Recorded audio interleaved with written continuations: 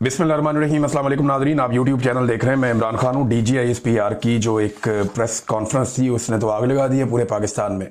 बहुत सारे ऐसे लोग जो इमरान खान के मुखालिफिन हैं वो भी इससे अपने आप को दूर रखना चाहते हैं और वो इसको गैर ज़रूरी प्रेस कॉन्फ्रेंस कह रहे हैं।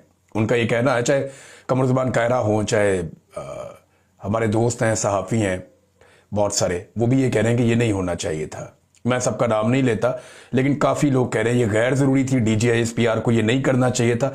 इन्होंने अपने पाँव पे खुद कुल्हाड़ा मार दिया। अब आलमी सतह पे इसको कैसे रिपोर्ट किया जा रहा है, नॉर्मली हर तरफ ये तासुर जा रहा है और इसकी ऐसे रिपोर्टिंग हो रही है कि जैसे इमरान खान वर्सेस आर्मी, या आर्मी ने इमरान खान को धमकियाँ लगाई हैं। यानी what is happening in Pakistan, जो कुछ भी यहाँ पाकिस्तान के अंदर हो रहा है उसको लेकर दुनिया ये सोच रही है कि पाकिस्तान के एक साबिक वज़ीर आज़म इमरान खान को पाकिस्तान की मिलिट्री एस्टेब्लिशमेंट निशाना बना रही है और उनको धमकियां लगा रही है। और ये इस प्रेस कॉन्फ्रेंस से जिस किस्म का उनका लहजा था, जिस तरह से तज़हीक आमेज़ अंदाज में उन्होंने इमरान खान को बार बार मुखातिब किया, जिस तरह उनके मुंह से झाग गुस्से में निकल रही थी, ये सारी चीज़ें देखकर अंदाज़ा हो रहा है कि DGISPR जो अपनी मिलिट्री क़यादत है, आसिम मुनीर या बाकी लोग, उनके बिहाफ के ऊपर इमरान खान साहब के ऊपर चढ़ाई किए हुए थे।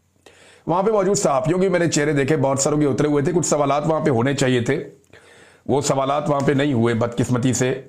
एक तो ये किसी ना किसी सहाफ़ी को पूछना चाहिए था कि इमरान खान अगर कौमी सलामती के लिए खतरा है तो क्या जिन करोड़ों लोगों ने उसको वोट डाला, बड़े पैमाने पर फॉर्म 45 के मुताबिक वो पूरे पाकिस्तान से जीता, क्या वो सारे करोड़ों पाकिस्तानी भी कौमी सलामती के लिए खतरा है?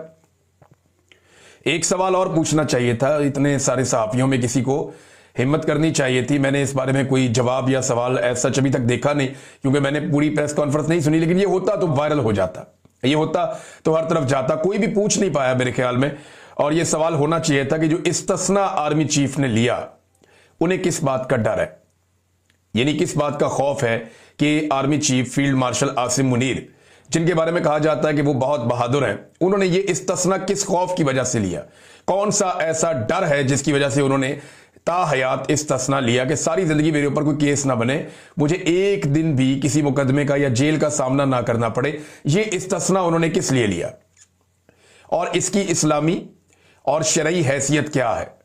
यानी सहाबा इकराम ने नहीं लिया, खुलफाए राशिदीन ने नहीं लिया, अंबिया इकराम ने नहीं लिया, किसी ने इस किस्म का इस्तिस्ना नहीं लिया जैसा इस्तिस्ना इस वक्त जो है वो आसिम मुनीर साहब ने ले लिया है।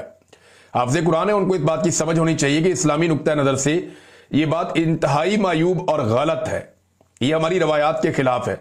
लेकिन एक गैर इस्लामी और गैर शरई इस्तिस्ना उन्होंने लिया जिसके ऊपर कोई सवाल नहीं हुआ। ये सवाल होना चाहिए था। अब DG साहब ने कुछ चीज़ें जो उठाई है ना, उनका जवाब बड़ा तगड़ा आ रहा है। एक तो पहले आप ये देख लें कि खुर्रम ज़ीशान साहब हैं सेनेटर, इनका जो एक स्टेटमेंट है वो ये कहते हैं जी DGISPR 2% का एक तनख्वाहदार सरकारी मुलाजिम है। इस हरामखोर की इतनी मजाल नहीं होनी चाहिए कि 4 करोड़ लोगों के मुंतखब नुमाइंदा वजीर आला के बारे में मुगल्लज़ात बकता फिरे। DG इसका जवाब आएगा और तब तुम्हारे बदन के हर सुराग से धुआं निकलेगा।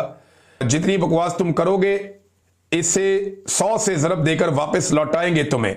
खान ने सही कहा था कि तुम बेगैरत हो। ये जनाब खुर्रम ज़ीशान साहब का ये ट्वीट है, इन्होंने जवाब दिया। पाकिस्तान तहरीक इंसाफ ने कुछ टेक्निकल चीज़ों के जवाब दिए हैं। ये जो सवाल उठाया गया कि इमरान खान के बारे में, ये फेसबुक पे ARY ने एक पोस्ट लगाई हुई है और उस पोस्ट के नीचे 8000 से ज़्यादा कमेंट्स हैं, अब तकरीबन 10,000 के करीब हैं और इंतहाई आउट ऑफ कंट्रोल किस्म का लोगों का रिएक्शन आ रहा है DGISPR के स्टेटमेंट पे कि तुम कौन हो, कहां से इल्म हासिल किया है, तुम अपने आप को क्या समझते हो। ये जो सख्त किस्म के अल्फाज DGISPR ने बोले, इसके नीचे कोई लगभग 10,000 लोगों ने रिस्पॉन्ड किया है और 99% लोगों ने बड़ा खौफनाक रिस्पॉन्ड किया है। और इसका एक जवाब जो है ये पाकिस्तान तहरीक इंसाफ की जानिब से भी दिया गया, जबकि पाकिस्तान तहरीक इंसाफ के अलावा जुनैद अकबर साहब का भी एक मैं आपको दिखा दूं। इमरान खान कौन है, इसके जवाब में वो बताते हैं कि इमरान खान पूरी दुनिया में जाने जाते हैं क्रिकेटर के तौर पर, वजीर आजम के तौर पर, समाजी और फलाही कारकुन के तौर पर, तालीमी मैदान में चांसलर के तौर पर, मुस्लिम उम्मा के बहादुर लीडर के तौर पर। इमरान खान को दुनिया भर से खेल, फलाही, इंसानी खिदमात, सियासी, तालीमी यानी मुख्तलिफ शोबों में तकरीबन 18 के करीब अवार्ड्स और एजाजात मिल चुके हैं जिनके नामों से भी आप वाकिफ नहीं हैं। तो फिर आप गिनना शुरू करें और पढ़ना शुरू करें जनाब। इसके बाद उन्होंने सारे अवार्ड लिखकर दिए हुए हैं कि इमरान खान साहब को कौन कौन से अवार्ड मिले हैं। खेलों की दुनिया में इमरान खान साहब को जो अवार्ड मिले वो उन्होंने अलग लिखे। फिर फलाही और इंसानी खिदमात से मुतालिक इमरान खान साहब को जो अवार्ड मिले वो अलग लिखे।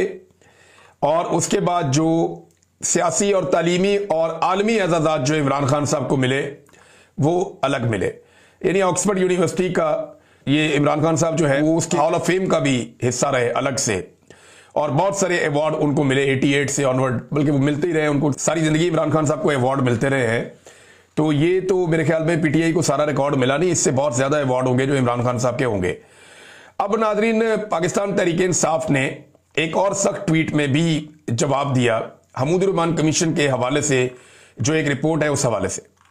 पाकिस्तान तहरीक-ए-इंसाफ ये कहती है कि 1971 में जब पाकिस्तान टूटा तब एक डिक्टेटर याह्या खान मुल्क पर मार्शल लॉ नाफिज करके करता धरता बना हुआ था।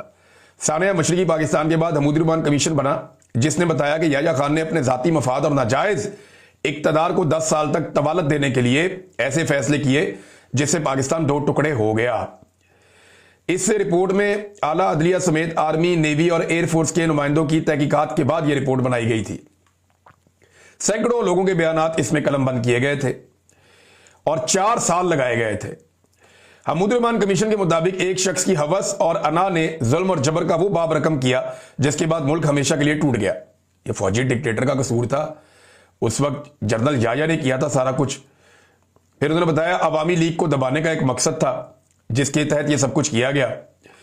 162 में से 160 नशिस्तें जीती एक पार्टी ने, उसे दीवार से लगा दिया गया और शेख मुजीबुर रहमान को जेल में डालकर मगरबी पाकिस्तान में अपनी नशिस्तें बढ़ाकर दिखाई गई।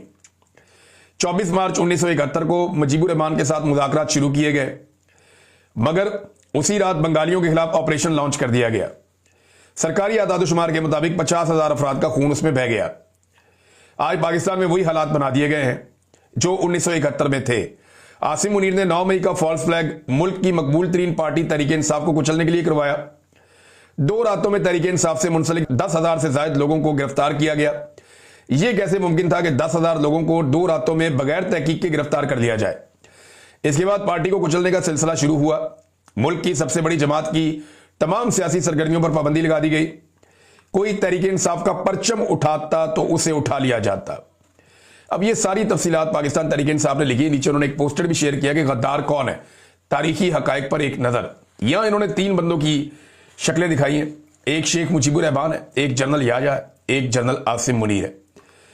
अच्छा, शेख मुजीब के नीचे लिखा है अवाम का मुंतखब नुमाइंदा, जनरल याह्या के नीचे लिखा है अवाम के वोट का गासिब, आसिम मुनीर के नीचे लिखा है अवाम के वोट का गासिब।